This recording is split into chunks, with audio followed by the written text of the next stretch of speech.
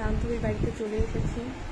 ভোরবেলা থেকে উঠেই দেখে বৃষ্টি, এবার কী যে হবে তাই তো ভেবে যাচ্ছি। যাই হোক, একটু পরে রেডি করা শুরু করবো ওকে।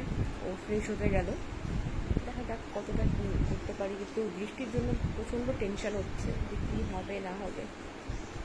তখনও বাজে অলমোস্ট 6:30। দেখি এখন কেমন কি হয়। জিনিসপত্র গুছিয়ে নিয়ে আমি রেডি। এবার রাইড আসতে শুরু করে দেব। একটা নতুন জিনিস তোমাদের সাথে শেয়ার করছি।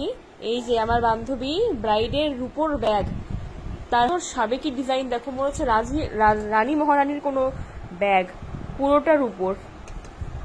একটু হাতে নিই, এই যে ব্রাইডের হাতে অলরেডি ব্যাগ। রেডি হওয়ার পর তোর হাতে এই ব্যাগটা যা মানাবে না, দারুণ লাগবে।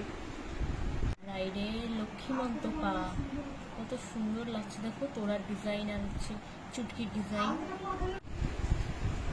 এই যে ব্রাইডকে রেডি করবো এখন। প্রে কর যেন বৃষ্টি কমে যায়। হ্যাঁ সত্যি। এই যে ব্রাইডের ফেস রেডি বৃদ্ধি আর হালদি লুকের জন্য। চোখটা বন্ধ করতো। নোলক করে দেখো, ফেসের সৌন্দর্যটা আরো বেশি মনে হচ্ছে এনহ্যান্স হয়ে গেছে।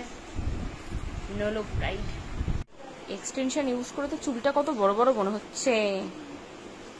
এখনো তো কার্লস হয়নি, কার্লস করার পর ভালো মতো। একটু মুখটা দেখা নতুন বউ। এই দেখো, মেকআপটা কমপ্লিট হওয়ার পর এখন আরো বেশি সুন্দর লাগছে। মেকআপ অ্যাবজর্ব হওয়াতে এই ন্যাচারাল লাইট আরো বেশি সুন্দর লাগে দেখতে।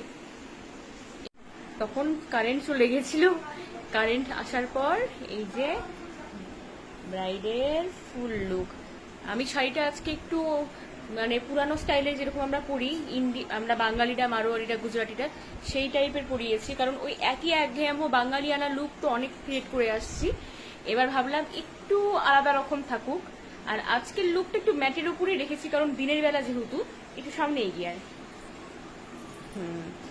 হেয়ারটাও সিম্পল রেখেছি, যেন মানে কোনো রকম হার্ড ব্যাক কমিং বা স্প্রে ইউজ করিনি তেমন কিছু।